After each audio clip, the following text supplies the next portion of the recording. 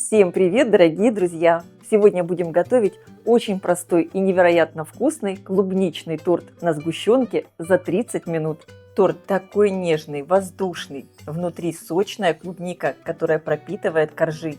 Это так вкусно в сочетании со сливочным кремом. Обязательно попробуйте. Для приготовления теста мне понадобится: разбиваю в миску яйца среднего размера. Добавляю щепотку соли, чайную ложку экстракта ванили. Можно использовать ванильный сахар. Вливаю сгущенку. Тесто здесь очень простое. Для его приготовления не нужен миксер. Все перемешиваем венчиком. Также сразу добавляю кефир и вливаю растительное масло. Все перемешиваю до однородности. Тесто готовится буквально за 2 минуты. Просеиваю муку и разрыхлитель.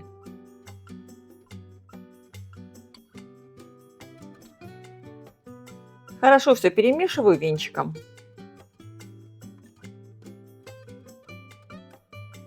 Вот такое негустое в итоге тесто должно получиться. Подготавливаю клубнику. У меня ее здесь примерно 550 граммов. Режу ее такими средними кусочками. Можно чуть больше, чуть меньше, как вам нравится. Клубника – это всегда аромат лета, солнца. Пишите в комментариях, у вас продается вкусная клубника или вы выращиваете ее сами. Я во Вьетнаме покупаю корейскую клубнику. Она получается такая сочная и сладкая. В клубнику добавляю столовую ложку кукурузного крахмала и перемешиваю. Если не хотите использовать крахмал, можно добавить столовую ложку муки.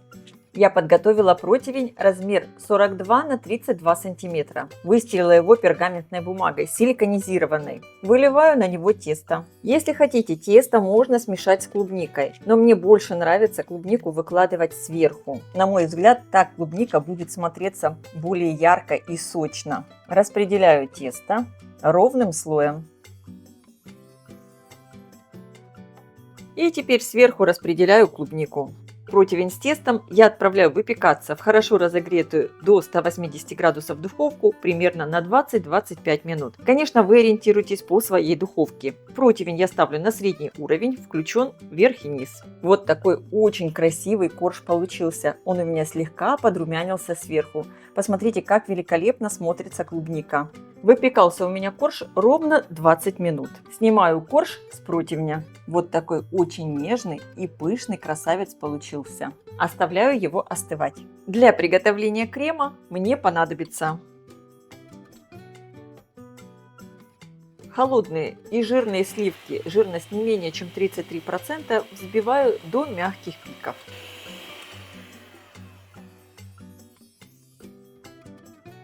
Добавляю в сливки маскарпоне. Маскарпоне обязательно должен быть холодным, из холодильника. Точно так же и сгущенка из холодильника, холодная. И добавляю 1 чайную ложку экстракта ванили. Быстро все перемешиваю. Перевзбивать этот крем не надо. Получается вот такой очень плотный, вкусный и красивый. У моего коржа слегка подровняю бока. Посмотрите, какое нежное, пышное тесто получилось. Мой корж я разрезаю на 3 части. Это кусочек коржа остался, его можно съесть. А вот эти 3 коржа у меня получается размер 15 на 25 сантиметров. Аккуратно переношу первый корж на тарелку. Снимаю пергаментную бумагу и выкладываю. Выкладываю на первый корж 3-ю часть крема. Разравниваю. Здесь вы уже смотрите, как вы хотите украшать ваш торт. Вы хотите промазывать бока торта кремом или нет. Я не буду промазывать. Я хочу оставить бока открытыми. Поэтому я выкладываю 3-ю часть крема. Сверху второй корж. Снова 3-ю часть крема.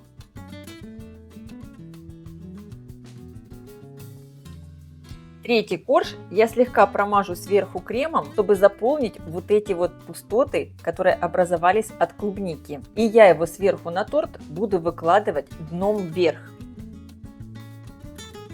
Промазываю верх торта оставшимся кремом.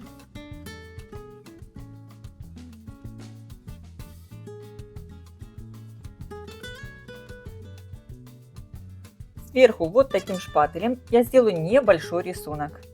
Просто проведу вот такие линии. И отправляю мой торт в холодильник, чтобы крем стабилизировался. Часика на 2. Но в принципе его и сразу можно подавать к столу. Торт я достала из холодильника. Крем хорошо застыл. Хочу торт немного подрезать, чтобы сделать более красивые бока. Вы можете этого и не делать, как вы хотите. Срез у торта получается очень красивый, благодаря клубнике. И, конечно, по желанию торт украшаем. Я буду украшать свежей клубникой и мятой. Вот такой очень красивый и вкусный торт получился, и который готовится буквально за 30 минут. Этот клубничный торт – настоящее наслаждение. Обязательно его приготовьте.